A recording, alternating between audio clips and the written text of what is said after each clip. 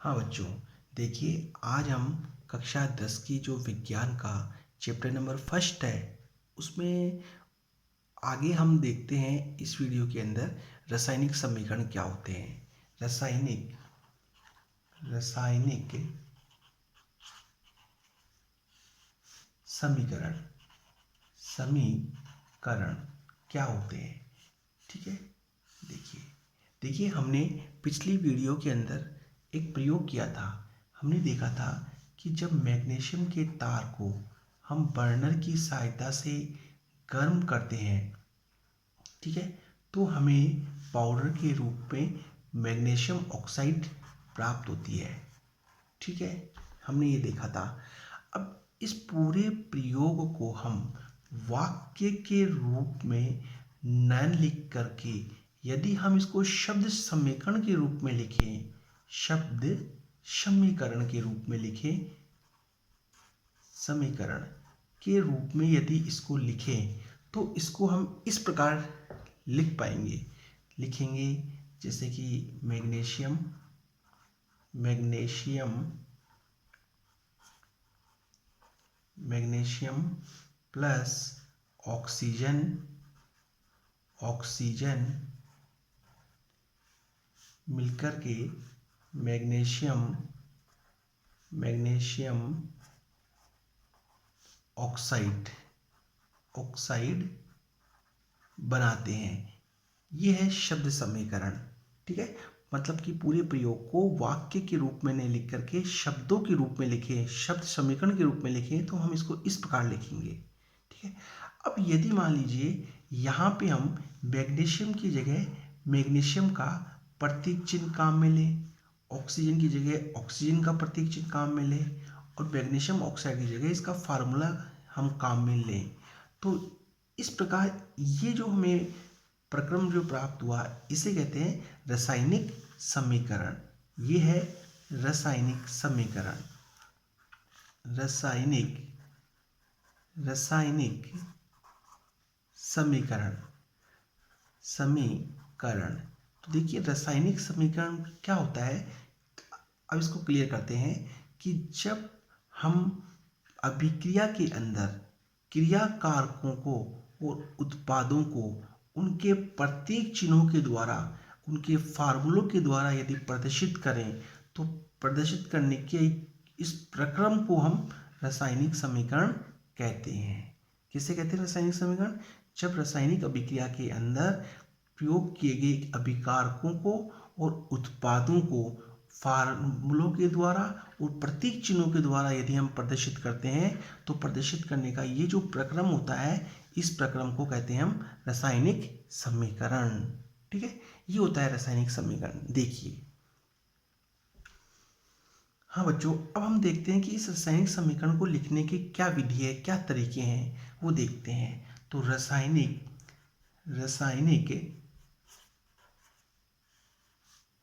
समीकरण लिखने की विधि, रासायनिक समीकरण को लिखने की विधि देखिए बच्चों, जैसे पहला हम एग्जाम्पल लेते हैं। मैग्नीशियम को जब हमने वायु की प्रेजेंस में गर्म किया तो हमें मैग्नीशियम ऑक्साइड प्राप्त हुआ। ओके, तो देखिए इस रासायनिक समीकरण में ये तीर है, तीर के बाईं तरफ जो ये पदार्थ होते हैं इनको हम कहते हैं क्रियाकारक। क्रियाकारक, ठीक है, और तीर के जो दाईं तरफ जो पदार्थ होते हैं इनको हम कहते हैं क्रियाफल। क्रियाफल, इनको उत्पाद भी कह सकते हैं अपन, उत्पाद। ठीक है, इनको हम अभिकारक भी कह सकते हैं, अभिकारक। करेक्ट। तो फर्स्ट पॉइंट ये बनता है हमारा कि अभिकारकों को या क्रियाकारकों को तीर की हमेशा बाईं तरफ लिखते हैं और क्रियाफलों को या उत्पाद को हमेशा तीर के दाईं तरफ लिखते हैं। ये फिक्स है। तो यहाँ लिखेंगे अभिकारक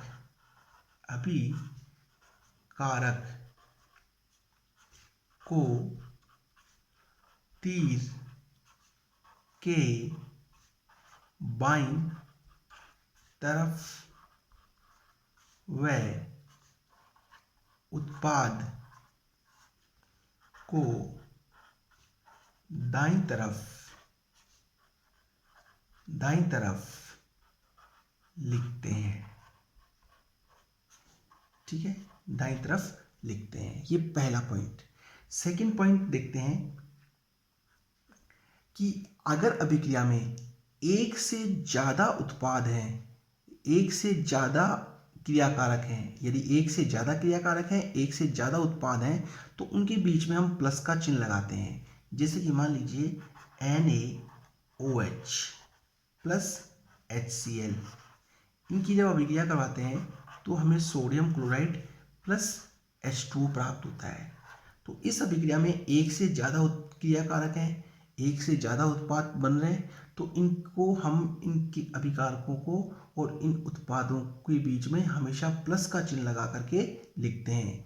जैसे यहाँ मैंने दोनों के बीच में प्लस का चिन्ह लगाया, यहाँ दोनों के बीच में प्लस का चिन्ह लगाया, इसे प्लस का चिन्ह लगा करके हम लिखते हैं। तो अपना अगला पॉइंट बनेगा कि एक से ज़्यादा उत्पाद व क्रिया कारकों को प्लस का चिन्ह लगाकर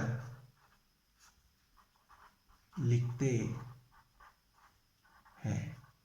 देखिए ये दो पॉइंट है, देखिए इनको।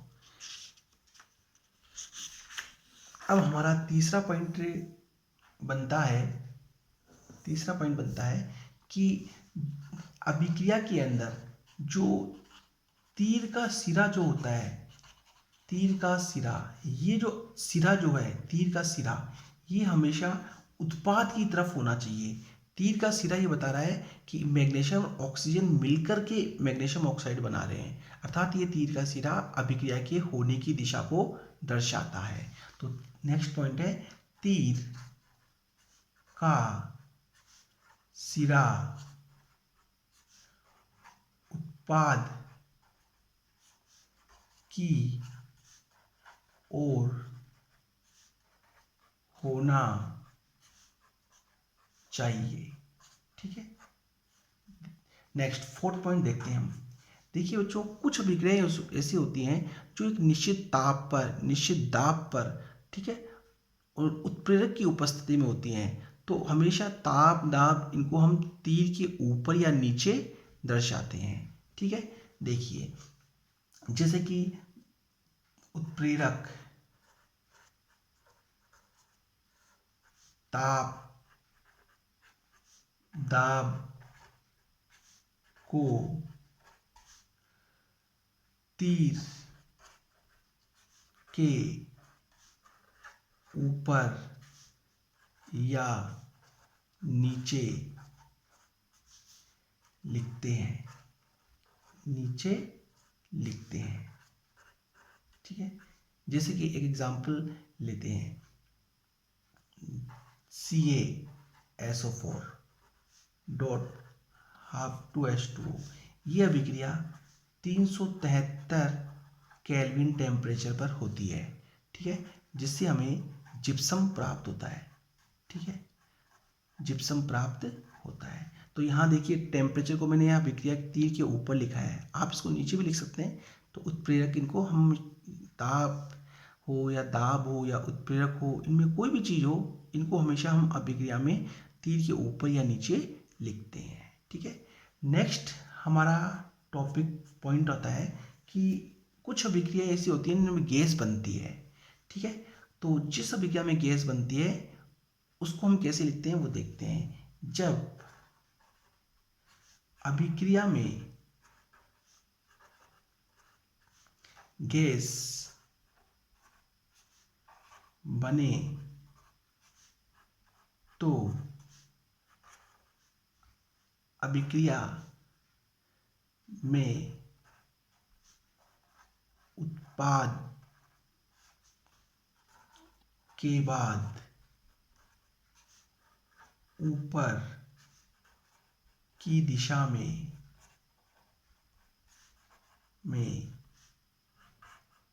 तीर का चिन्ह लगाते हैं। जैसे कि जिंक की क्रिया यदि हमने सल्फ्यूरिक अम्ल से करवाई, ठीक है, तो हमने देखा था कि हमें जिंक सल्फेट प्राप्त हुआ था, ठीक है, और साथ में हाइड्रोजन गैस भी प्राप्त हुई थी। यहाँ पे हाइड्रोजन गैस बन रही है, तो हम अभिक्रिया के अंत में इस प्रकार तीर का चिन्ह लगाते हैं। ओके, ये देखिए। इसी प्रकार नेक्स्ट अगला पॉइंट है, यदि अभिक्रिया में अवक्षेप बने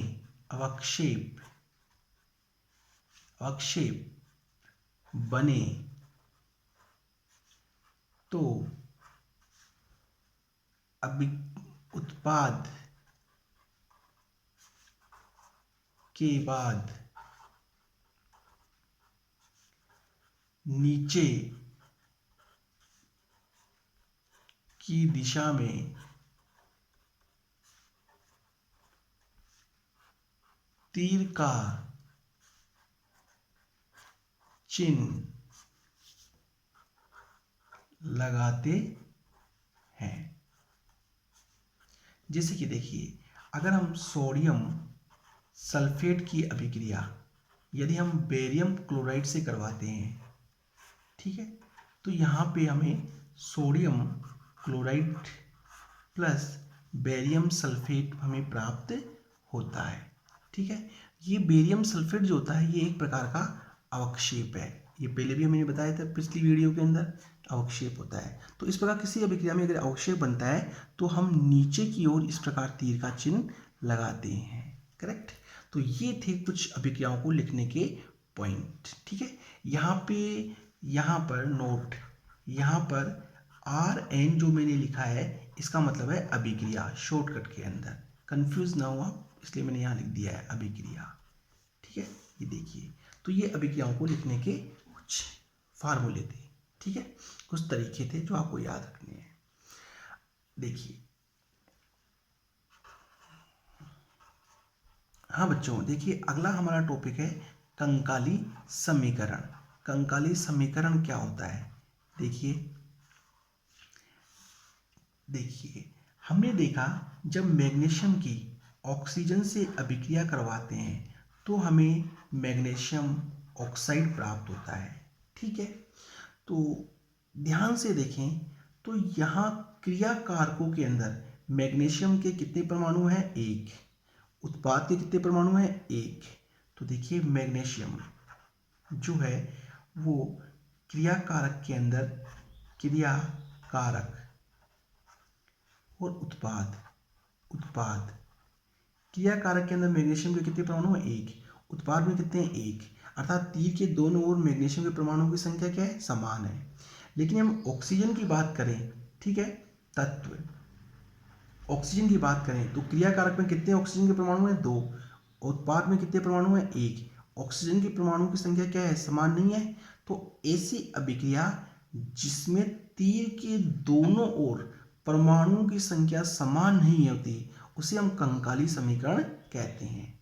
किसे कहते हैं कंकाली समीकरण?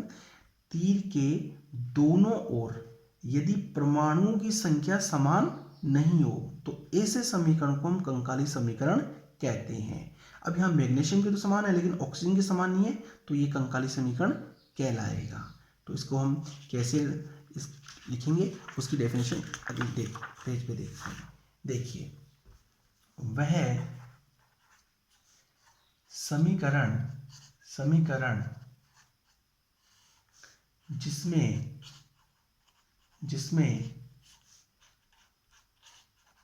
तीर के दोनों ओर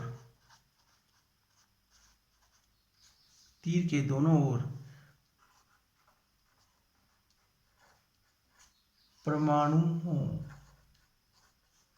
की संख्या समान नहीं होती है उसे कंकाली समीकरण कहते हैं, उसे हम कंकाली समीकरण कहते हैं। ये है कंकाली समीकरण की परिभाषा। अब बच्चों देखिए, ये जो समीकरण होता है कंकाली समीकरण, जैसा कि अभी मैं दोबारा राइट करता हूँ, Mg प्लस O2, ठीक है, MgO, ठीक है, ये है कंकाली समीकरण, कंकाली समीकरण। अब इस कंकाली समीकरण में दोनों तरफ परमाणुओं की संख्या समान नहीं है, तो हमें दोनों तरफ परमाणुओं की संख्या को समान करना होता है, ये जरूरी है, ठीक है।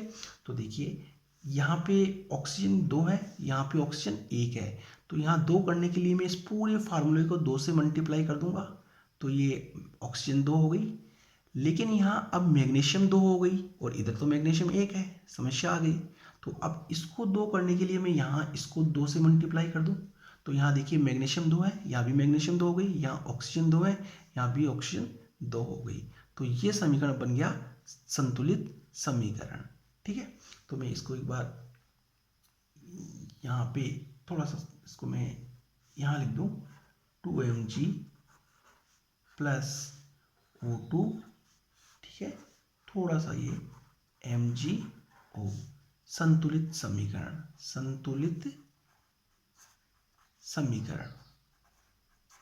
ठीक है, ये समीकरण संतुलित हो गया हमने, ठीक है। देखिए इसको मैंने एक बार यहाँ पे लिख दिया, ये कंकाली समीकरण, ये संतुलित समीकरण, देखिए इस प्रकार संतुलित करके लिख दिया यहाँ पे। तो ये होता है संतुलित समीकरण। अब बोर्ड में कई बार प्रश्न पूछा जाता है कि हमने इसको संतुलित क्यों किया, हम ऐसे भी तो लिख सकते हैं, इसको संतुलित क्यों किया। तो इसको संतुलित हमने इसलिए किया कि द्रव्यमान संरक्षण का जो नियम है, द्रव्यमान संरक्षण का नियम,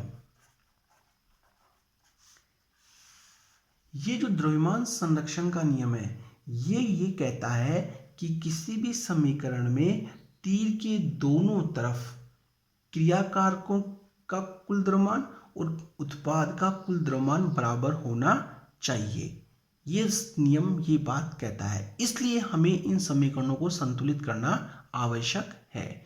कई बार बोर्ड में प्रश्न पूछा जाता है कि इसको संतुलित क्यों करते हैं, तो आपको क्या बोलना है कि द्रव्यमान संरक्षण के नियम के अनुसार किसी भी रासायनिक समीकरण में क्रियाकारकों का द्रव्यमान और क्रियाफल का द्रव्यमान हमेशा बराबर होना चाहिए। या इस बात को ऐसे भी कह सकते हैं कि तीर के दोनों ओर परमाणुओं की संख्या समान होनी चाहिए, इसलिए इसको संतुलित करते हैं। तो देखिए कैसे, इस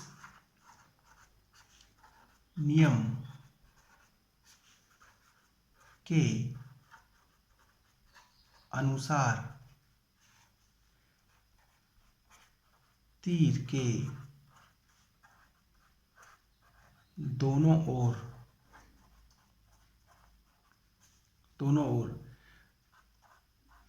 तत्वों के परमाणु की संख्या समान होनी चाहिए। तीर के दोनों ओर तत्वों के परमाणु की संख्या क्या होनी चाहिए, समान होनी चाहिए। इसलिए रासायनिक समीकरण को संतुलित करते हैं। या इस बात को हम ऐसे भी कह सकते हैं, या कि तीर के दोनों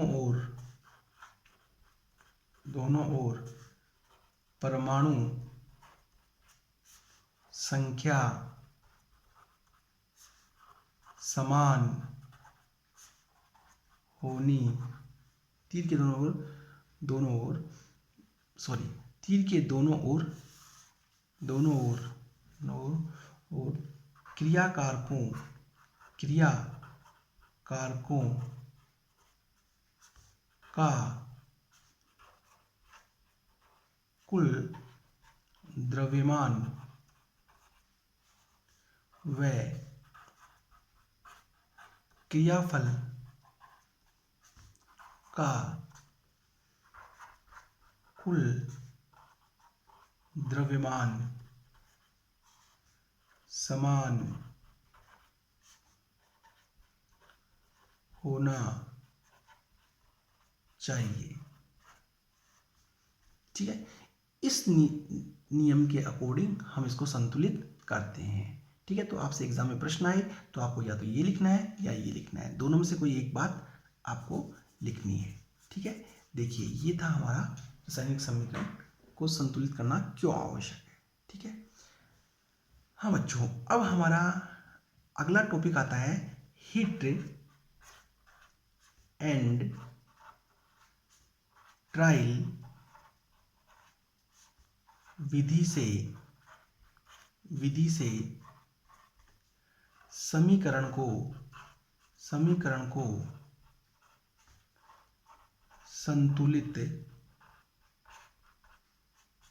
करना। हीट एंड ट्रायल विधि से समीकरण को संतुलित करना।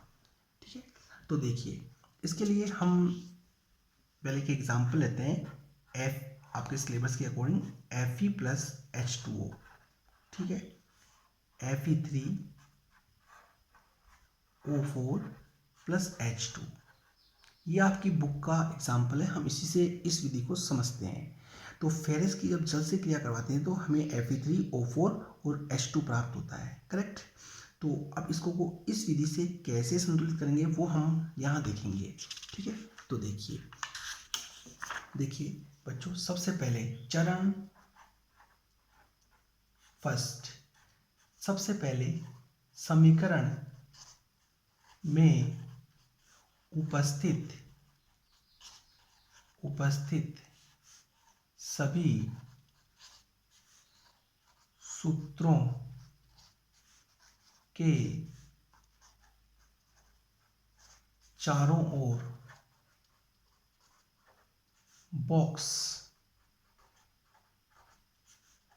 बनाते हैं। देखिए Fe plus H2O, Fe3O4 plus H2, तो इस प्रकार हम बॉक्स बनाएंगे। ओके, ये बॉक्स हमने प्रिपेयर कर लिए। ठीक है, चरण दो में हम समीकरण में उपस्थित क्रियाकारक व क्रियाफल के सभी तत्वों के परमाणु की सारणी बनाते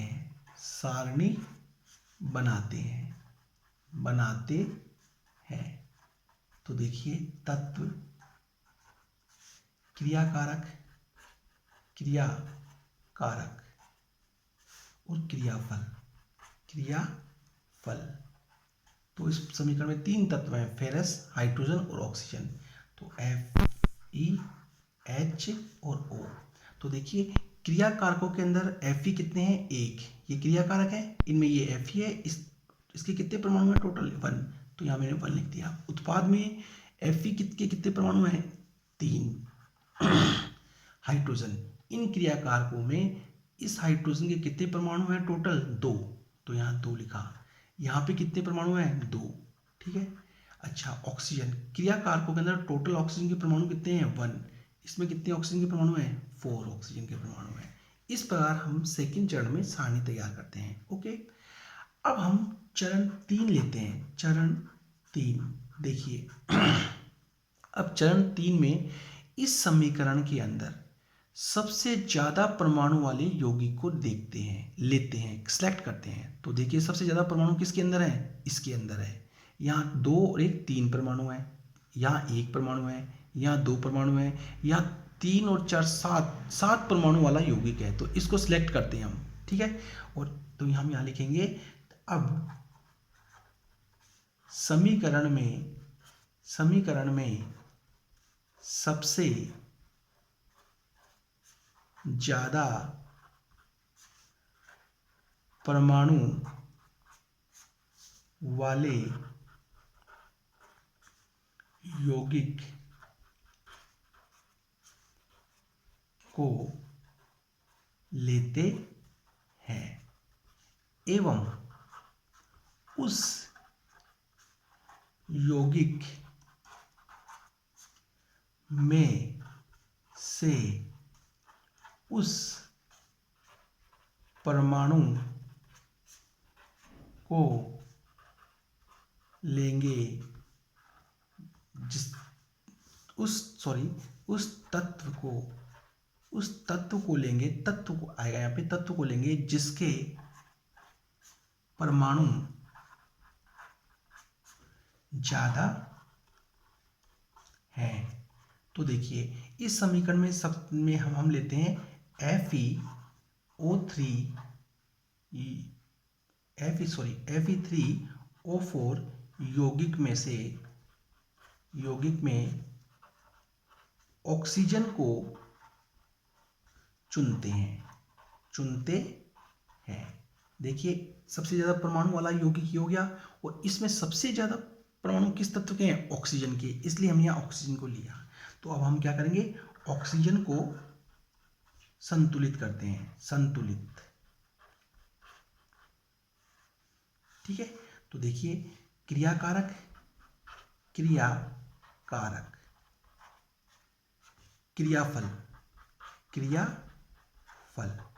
ठीक है। तो देखिए क्रियाकारक में कितने ऑक्सीजन है, 1, क्रियाफल में कितने ऑक्सीजन है, 4, करेक्ट। तो यहाँ 4 है, यहाँ 1 है, तो दोनों का बैलेंस नहीं है।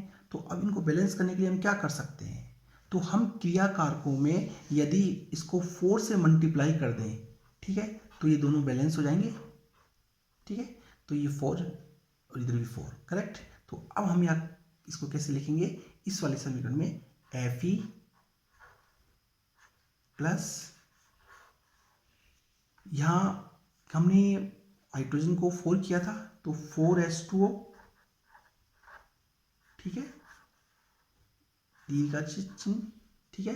फिर Fe3O4 प्लस H2, करेक्ट।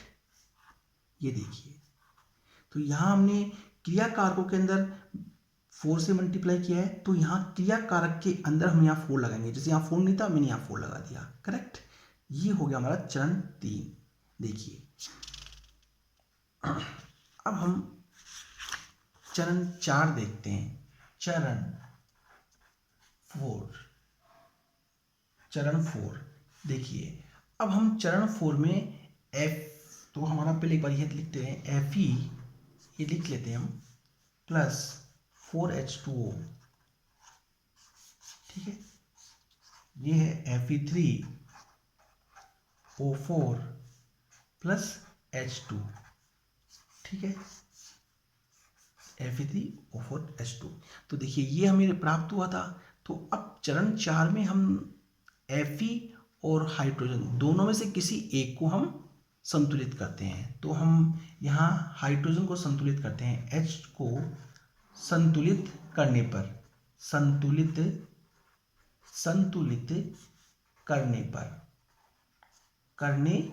पर देखिए क्रियाकारक, ठीक है, क्रियाफल,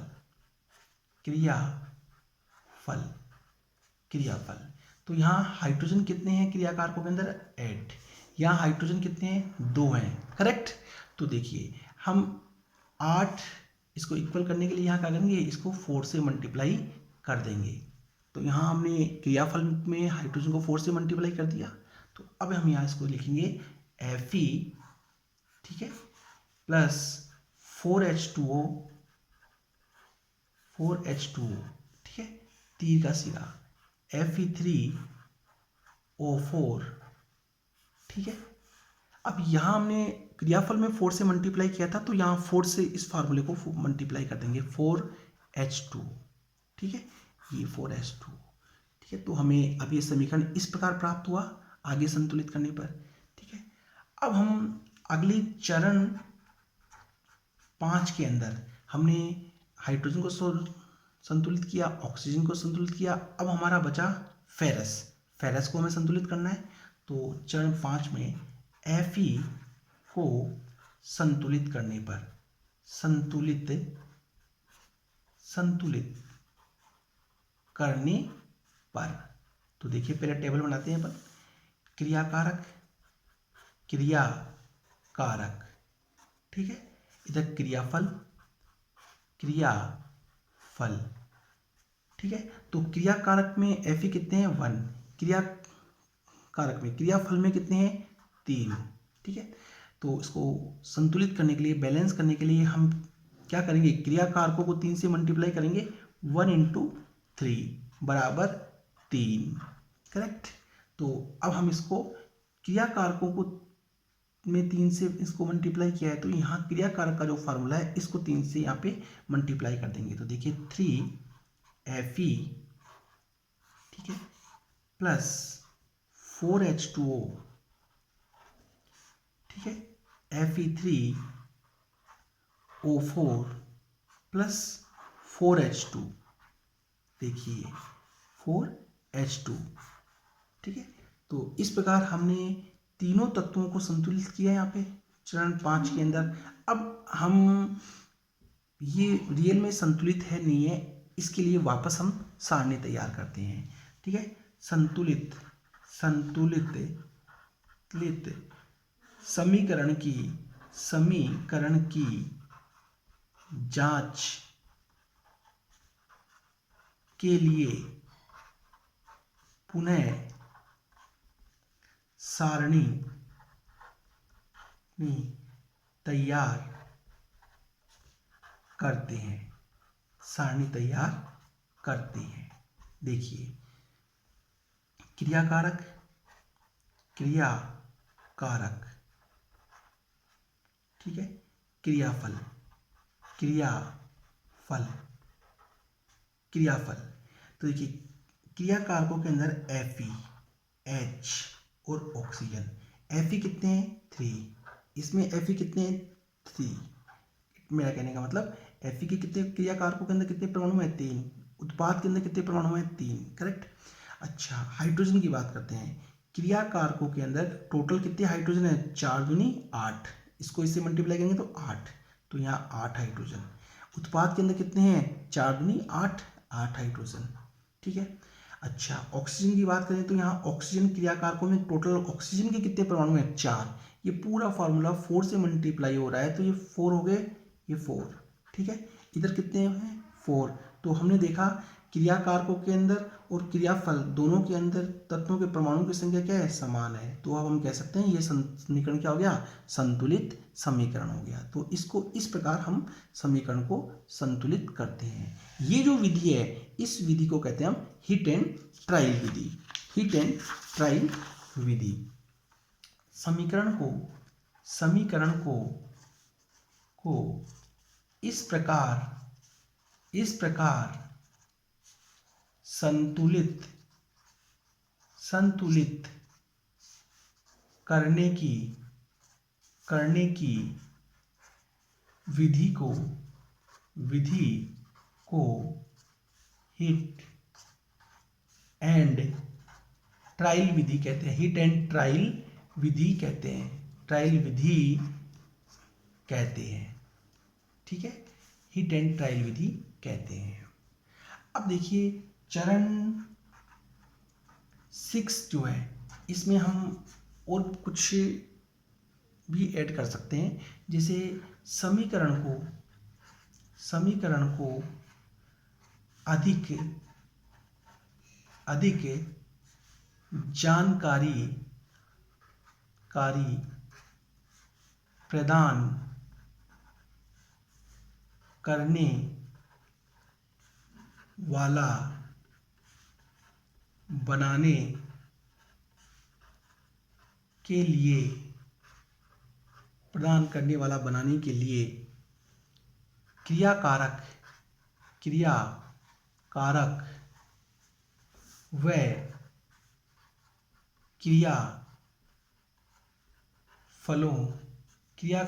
क्रियाफलों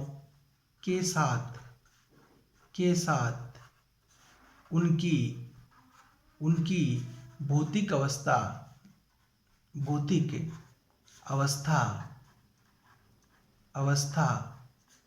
लिखते हैं। उनकी भौतिक अवस्था लिखते हैं। मतलब समीकरण को अधिक जानकारी प्रदान करने वाला बनाने के लिए क्रियाकारक और क्रियाफलों के साथ उनकी भौतिक अवस्थाओं को भी हम लिखते हैं। जैसे मान लीजिए हमने किया था मैग्नीशियम की, हमने ऑक्सीजन से क्रिया करवाई थी और हमें मैग्नीशियम ऑक्साइड हमें प्राप्त हुआ था। तो यहाँ मैग्नीशियम कौन सी अवस्था में था? सॉलिड अवस्था में, ठोस अवस्था में, तो हम S लिखेंगे। ऑक्सीजन कौन सी अवस्था में थी? गैस, तो इसके लिए हम G लिखेंगे। और ये हमें पाउडर के रूप में प्राप्त हुआ था। पाउडर को हम सॉलिड मान के चलते हैं, तो इसको हम लिखते हैं S से शो करते हैं S।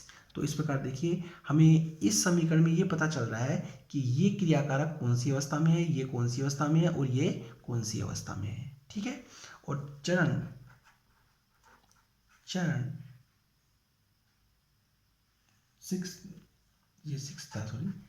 7 में हम ताप,